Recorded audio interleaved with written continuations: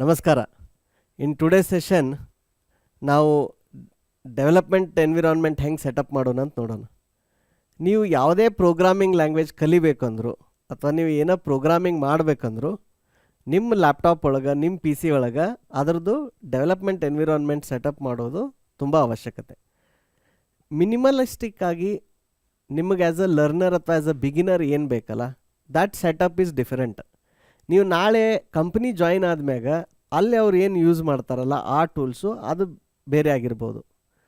ಉದಾಹರಣೆಗೆ ನೀವು as a student ನೀವು ಈಗಿನ ಕೋಡಿಂಗ್ ಕಲಿಯಾಗ್ತೀರಿ, ನೀವಿನ ಬಿಗಿನರ್ ಅದೀರಿ, ಅವಾಗ ಆದಷ್ಟು ನಿಮ್ಗೆ ಲೆಸ್ ಕಾಂಪ್ಲಿಕೇಟೆಡ್ ಟೂಲ್ ಹೇಳ್ಕೊಡ್ತಾರೆ ಎಲ್ಲ ಕಡೆ. ಅದ ನೀವು ಆಫೀಸ್ಗೆ ಹೋದ್ಮೇಲೆ ಅಥವಾ ಕಂಪ್ನಿ ಜಾಯಿನ್ ಆದಮೇಲೆ ಅಲ್ಲೇನಿರುತ್ತೆ, ನಿಮ್ಮ ಪ್ರಾಜೆಕ್ಟ್ಸ್ ಭಾಳ ದೊಡ್ಡದಿರುತ್ತೆ. ಆ ಪ್ರಾಜೆಕ್ಟ್ನಾಗ ಸಾವಿರಾರು ಫೈಲ್ಸ್ ಇರ್ತಾವೆ, millions of lines of code ಇರ್ತಾವೆ. ಅವಾಗ ಸೇಮ್ ಟೂಲ್ಸ್ ಅಲ್ಲಿ ಯೂಸ್ ಆಗದೆ ಇರ್ಬೋದು. ಮುಖ್ಯವಾಗಿ ಒಂದು ಎನ್ವಿರಾನ್ಮೆಂಟ್ ಸೆಟಪ್ಗೆ ಏನೇನು ಬೇಕಂತ ನೋಡೋಣ. ಸೊ ನಿಮಗೆ first and the foremost thing ಬೇಕಾಗಿದ್ದು ಅದರದ್ದು ಕಂಪೈಲರು ಅಥವಾ ಇಂಟರ್ಪ್ರಿಟರ್.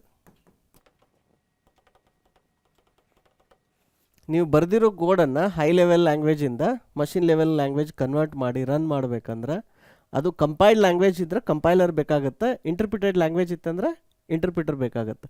ನಮ್ಮದು ಪ್ರೀವಿಯಸ್ ವಿಡಿಯೋ ಒಳಗೆ ಕಂಪೈಲರ್ ಅಂದರೆ ಏನು, ಇಂಟರ್ಪ್ರಿಟರ್ ಅಂದರೆ ಏನು, ಅದು ಹೈ ಲೆವೆಲ್ ಲ್ಯಾಂಗ್ವೇಜಿಂದ ಲೋ ಲೆವೆಲ್ ಲ್ಯಾಂಗ್ವೇಜ್ ಹೆಂಗೆ ಕನ್ವರ್ಟ್ ಆಗುತ್ತೆ ಅದನ್ನೆಲ್ಲ ಅತಿ ವಿಸ್ತಾರವಾಗಿ ಡೀಟೇಲ್ವಾಗಿ ನಾನು ಆಲ್ರೆಡಿ ಎಕ್ಸ್ಪ್ಲೇನ್ ಮಾಡೇನಿ.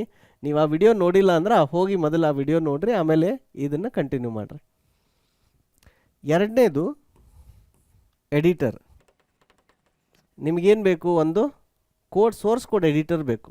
ಆ ಸೋರ್ಸ್ ಕೋಡ್ ಎಡಿಟರ್ ಅಗದಿ ಸಿಂಪಲ್ ನೋಟ್ಪ್ಯಾಡ್ ಅಂತ ಅಪ್ಲಿಕೇಶನ್ ಇರ್ಬೋದು, ಅಥವಾ ಲೆನೆಕ್ಸ್ನಾಗದು ಹೋದ್ರಿ ಅಂದ್ರೆ ವಿ ಐ ಎಡಿಟರ್ ಅಂತ ಯೂಸ್ ಮಾಡ್ತಾರೆ, ವಿ ಐ ಎಡಿಟರ್ ಇರ್ಬೋದು, ಅಥವಾ ನೋಟ್ಪ್ಯಾಡ್ ++ ಇರ್ಬೋದು. ಈ ಥರ simple text editor.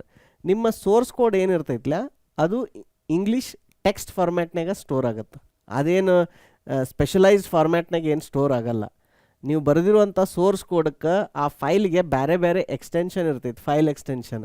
For example Python ಇತ್ತಂದ್ರೆ ಅದಕ್ಕೆ .py ಅಂತ ಇರ್ತೈತಿ, ಜಾವಾ ಇತ್ತಂದ್ರೆ .java ಅಂತಿರುತ್ತೆ, ಆಮೇಲೆ .c ಇತ್ತಂದ್ರೆ .c ಅಂತಿರುತ್ತೆ, ಇಲ್ಲ CPP ಅಂತಿರುತ್ತೆ. ಸೊ ಬೇರೆ ಬೇರೆ ಲ್ಯಾಂಗ್ವೇಜಿಗೆ ಬೇರೆ ಬೇರೆ ಎಕ್ಸ್ಟೆನ್ಷನ್ ಇರುತ್ತೆ. ಬಟ್ ಅದ್ರ actual format is text only. ನೀವು ಅದನ್ನು ಓಪನ್ ಮಾಡಿ ನೋಡ್ಬೋದು, ಆಯಿತಾ. ಸೊ ಬೇರ್ ಮಿನಿಮಮ್ ಆಗಿ ನಿಮಗೊಂದು ಎಡಿಟರ್ ಇತ್ತು, ಆಮೇಲೆ ಒಂದು ಕಂಪೈಲರ್ ಇತ್ತಂದ್ರೆ ನೀವೊಂದು ಕೋಡ್ ಬರೋದು ಅದನ್ನು ರನ್ ಮಾಡಿ ನೋಡ್ಬೋದು. ಆದ್ರೆ ಇದ್ರ ಜೊತೆಗೆ ನಿಮಗೆ ಇನ್ನೊಂದ್ರದ್ದು ಟೂಲದ ಅವಶ್ಯಕತೆ ಐತಿ. ಇದು ಭಾಳಷ್ಟು ಕಾಲೇಜ್ನಾಗಾಗಲಿ ಟ್ರೈನಿಂಗ್ ಇನ್ಸ್ಟಿಟ್ಯೂಟ್ನಾಗಾಗಲಿ ಇದ್ರ ಬಗ್ಗೆ ನಿಮಗೆ ಯಾರು ಜಾಸ್ತಿ ಜನ ಹೇಳ್ಕೊಡಲ್ಲ. ನೀವೇನಾರ ಕೋಡಿಂಗ್ ಈ ಟೂಲ್ ಕಲಿತ್ರಿ ಅಂದ್ರೆ ನಿಮಗೆ ಅದು ಟೋಟಲ್ ಕಾನ್ಸೆಪ್ಟ್ ಗ್ರಾಸ್ ಮಾಡೋಕ್ಕೆ ಭಾಳ ಕಷ್ಟ ಆಗುತ್ತೆ.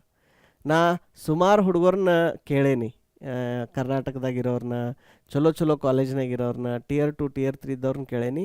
ಅವರು ಸುಮಾರು ಜನ 100ಕ್ಕೆ 80-90% ಜನಗೆ ಆ ಟೂಲ್ ಅಂದರೆ ಏನು, ಅದನ್ನು ಹೆಂಗೆ ಯೂಸ್ ಮಾಡ್ತಾರೆ, ಆ ಟೂಲ್ ಕಲಿಯುವಂಥ ಅವಶ್ಯಕತೆ ಏನೈತಿ, ನಾವು ಕೋಡಿಂಗ್ ಕಲಿಬೇಕಾದ್ರೆ ಅದ್ರದ್ದು ಏನು ಪಾತ್ರ ಐತಿ, ಇದ್ರ ಬಗ್ಗೆ ನಾಲೆಜ್ ಇಲ್ದದ್ದನ್ನು ನನ್ನ ಗಮನಕ್ಕೆ ಬಂದಿದೆ.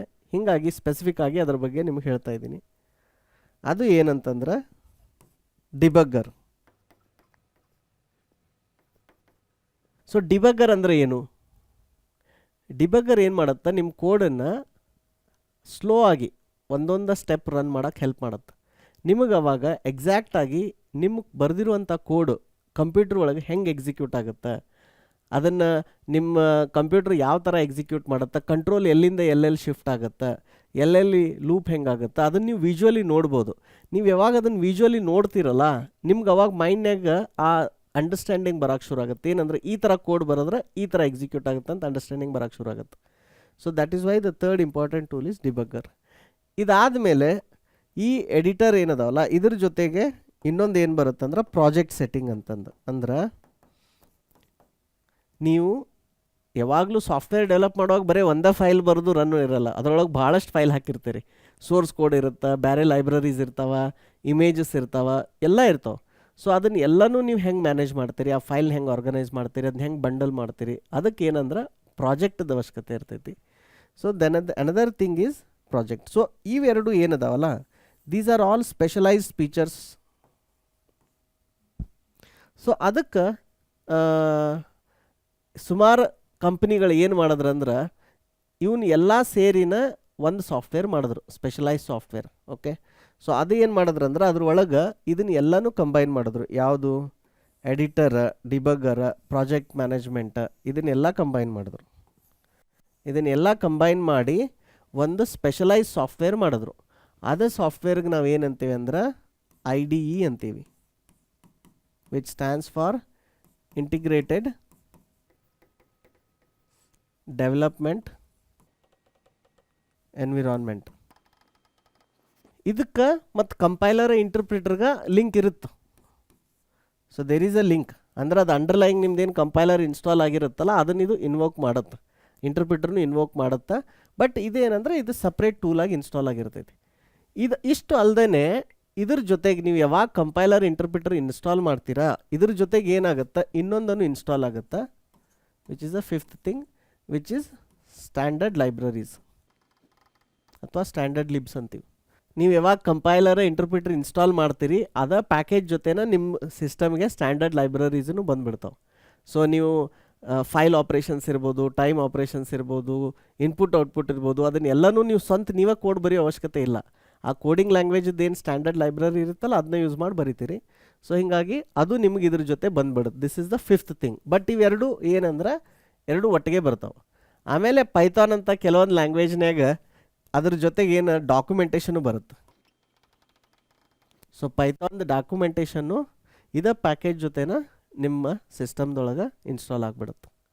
ಸೊ ಹೀಗಾಗಿ ನೀವು ಏನೋ ಒಂದು ಲ್ಯಾಂಗ್ವೇಜ್ ಕಲಿಯುವಾಗ ನೀವು ಫಸ್ಟ್ ಏನು ಮಾಡ್ಬೇಕಂತಂದ್ರೆ ಯುವರ್ ಫಸ್ಟ್ ಟಾಸ್ಕ್ ಏನಪ್ಪ, you have to first find which compiler to use. Compiler ಅಥವಾ ಇಂಟರ್ಪ್ರಿಟರ್ ಇದು ಯಾವ್ದು ಯೂಸ್ ಮಾಡಬೇಕು ಆ ಲ್ಯಾಂಗ್ವೇಜಿಗೆ. ಇದನ್ನೇನಂತಂದ್ರೆ ಇದು ಇವಾಲ್ವ್ ಹಾಕ್ಕೊಂತಿರ್ತೈತಿ. ಅಂದ್ರೆ ನಾ ಕಾಲೇಜ್ನಾಗ ಕಲಿಯುವಾಗ ಏನಿತ್ತಲ್ಲ ಅದು ಬೇರೆ ಇತ್ತು, ಈಗ ಬೇರೆ ಐತಿ, ಚೇಂಜ್ ಹಾಕ್ಕೊಂತೈತಿ.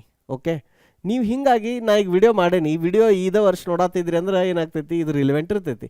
ಸೇ ಈಗ ನಾ ವಿಡಿಯೋ ಈಗ ಮಾಡಿದ್ದನ್ನು ನೀವು ಇನ್ನು 2 ವರ್ಷ 3 ವರ್ಷ ಅಥವಾ 5 ವರ್ಷ ಬಿಟ್ಟು ನೋಡುವಾಗ ನಾ ಈಗೇನು ಎಕ್ಸ್ಪ್ಲೇನ್ ಮಾಡತ್ತೀನಿ ಈ ಟೂಲ್ಸ್ಗಿಂತನೂ ಇನ್ನೂ ಅಡ್ವಾನ್ಸ್ ಟೂಲ್ಸ್ ಬಂದಿರ್ಬೋದು ಅಥವಾ ಇನ್ನೂ ಚಲೋ ಕಂಪೈಲರ್ ಬಂದಿರ್ಬೋದು.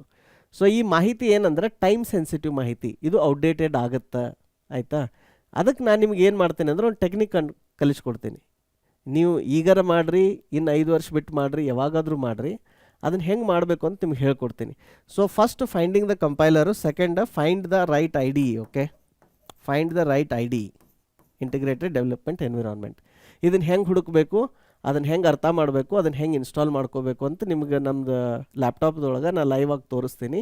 And I will show it for all the languages, Python, Java, C ಮೂರಕ್ಕೂ ತೋರಿಸ್ತೀನಿ. ಮತ್ತು ಮೋರ್ ದೆನ್ ಒಂದು IDE wherever it is possible ಅದನ್ನು ತೋರಿಸ್ತೀನಿ. ಸೊ ನಾನು ನಿಮ್ಗೆ ಏನು ಹೇಳ್ಕೊಡಾಕ್ತೀನಿ ಅಂದ್ರೆ ಇದು ರಿಕ್ವೈರ್ಡ್ ಸಾಫ್ಟ್ವೇರ್ ಐತಿ. ಈ ರಿಕ್ವೈರ್ಡ್ ಸಾಫ್ಟ್ವೇರ್ ನಾವು ಹೆಂಗೆ ಹುಡುಕಿ ಹೆಂಗೆ ಇನ್ಸ್ಟಾಲ್ ಮಾಡಿ ಟೆಸ್ಟ್ ಮಾಡಬೇಕು ಆ ಸ್ಕಿಲ್ ಕಲಿಸ್ತಿದ್ದೀನಿ.